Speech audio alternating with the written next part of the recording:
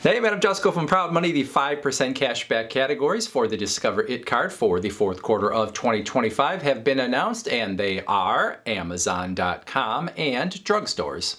If you're a Discover It card holder, you're going to get that 5% cash back on up to $1,500 worth of purchases at Amazon.com and or drugstores during the fourth quarter of 2025, which runs from October 1st through December 31st. Any purchases that you make beyond $1,500 in those categories combined would get you 1% cash back. Any other purchases that you make outside of those categories are also going to get you 1%.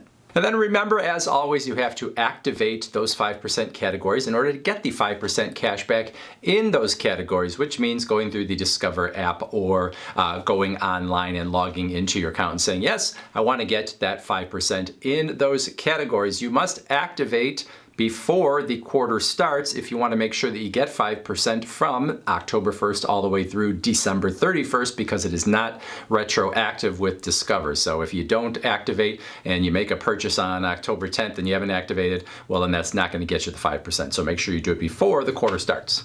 A couple notes on those 5% categories. Amazon.com does not include Whole Foods, so Amazon.com and anything else that is Amazon branded, but Whole Foods not included there. And then drugstores are standalone drugstores and pharmacies, so things like your Walgreens, CVS's, etc. of the world. If you are getting your drugstore stuff from a pharmacy within a different retail store, it may not get the 5%. It may get the 5% depending on how it codes, but the sort of intention of the drugstore categories, it is from these sort of standalone drugstores versus pharmacies inside bigger stores.